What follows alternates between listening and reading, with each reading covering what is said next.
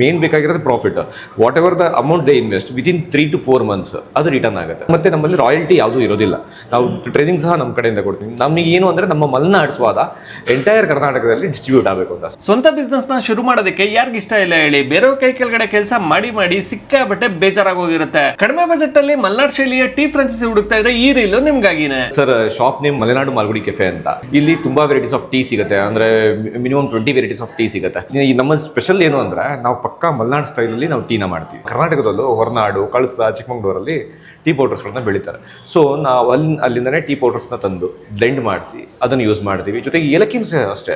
ಏಲಕ್ಕಿ ನಮ್ಮ ಇದರಲ್ಲೂ ಬೆಳೀತಾರೆ. ಇಲ್ಲಿ ಕೇರಳ ಆ ಕಡೆ ಮಾತ್ರ ಬೆಳೀತಾರೆ ಅಂತಾರೆ, ಬಟ್ ನಮ್ಮ ಮಲೆನಾಡಲ್ಲೂ ಬೆಳೀತಾರೆ. ಸೊ ಎಲ್ಲ ಮಲೆನಾಡು ಇಂಗ್ರೀಡಿಯೆಂಟ್ಸ್ಗಳನ್ನೇ ತಂದು ನಾವು ಟೀ ಪೌಡರ್ಸ್ನ ಮಾಡಿ ಮಸಾಲ ಮಾಡಿ ಟೀನ ಸರ್ವ್ ಮಾಡ್ತಾ ಇದೀವಿ. ಹೌದು ಸರ್, ಫ್ರಾಂಚೈಸಿನೂ ಕೊಡ್ತಾ ಇದೀವಿ ಸರ್. 3 ಸೆಗ್ಮೆಂಟಲ್ಲಿ ಫ್ರಾಂಚೈಸಿ ಕೊಡ್ತಾ ಇದೀವಿ. ಕಂಪ್ಲೀಟ್ ಎಂಟೈರ್ ಸಪೋರ್ಟ್ ಸಿಗುತ್ತೆ. ಟೀ ಪೌಡರ್ಸ್ ಇಂದ ಹಿಡಿದು ಮಸಾಲ, ರಾ ಮೆಟೀರಿಯಲ್ಸ್ ಎಲ್ಲದೂ ಪ್ರತಿಯೊಂದು ಸಹ ಸಪೋರ್ಟ್ ಸಿಗುತ್ತೆ.